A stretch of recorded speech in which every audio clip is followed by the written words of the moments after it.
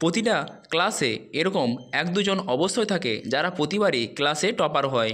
তাদের এই টপার হওয়ার সিক্রেটগুলো বা তারা কিভাবে পড়াশোনা করে টপার হয়ে থাকে, তাদের এই গোপন সিক্রেটগুলো আমি আপনাদের সামনে রিভিল করব। কিভাবে পড়াশোনা করে, কত ঘন্টা পড়াশোনা করে, এই প্রশ্নটা একটু পরে উত্তর দিচ্ছি। আমাদের মনের মধ্যে হয় যে আমরা তো খেলাধুলা করি, আমাদের সাথেই তারা খেলাধুলা করে, আমরা যখন পড়তে বসি তখন তারাও পড়তে বসে, কিন্তু কিভাবে তারা এত ভালো নম্বর পেয়ে ক্লাসে টপার হয়। প্রথম কথা হচ্ছে যে একটা টপার বই আর একটা সাধারণ ছেলের মধ্যে প্রথম পার্থক্য যেটা, সেটা হচ্ছে যে পড়া। এই পড়া করার সময় টপার বয়রা অবশ্যই যে কাজটা করে ঠিক সেই কাজটা খুবই মনোযোগ সহকারে করে, অর্থাৎ কাজের প্রতি তারা খুব মনোযোগী হয়, সেটা পড়া হোক বা অন্য কোনো কাজ।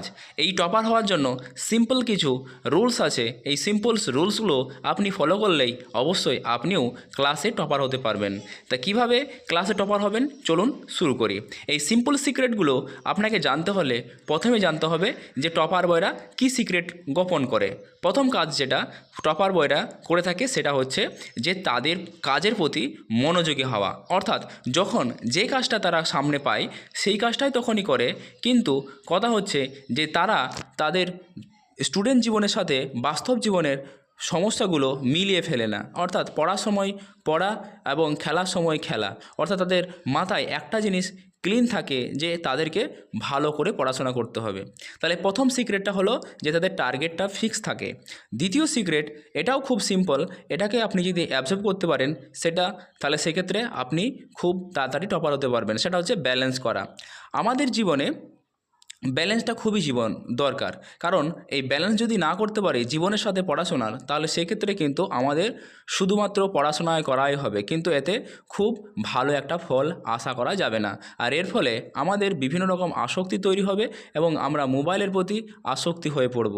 তাই অবশ্যই আমাদের দ্বিতীয় যেটা, সেটা হচ্ছে যে নিজের জীবন এবং পড়াশোনার জীবনের মধ্যে আমাদের ব্যালেন্স করে চলতে হবে, অর্থাৎ তারা সব সময় তাদের প্রেজেন্ট মোমেন্টটাকে খুব ভালোভাবে এনজয় করতে হবে।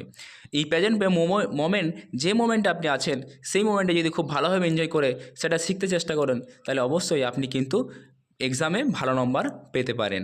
তৃতীয় সিক্রেট যেটা, সেটা হচ্ছে টপার বইদের ক্ষেত্রে যেটা আমরা লক্ষ্য করি আমরা নিজেও, সেটা হচ্ছে যে তারা পড়ার সময় শুধুমাত্র পড়াশোনাটা করে, অন্য কোনো কাজের প্রতি তাদের আর কোনো আকর্ষণ থাকে না।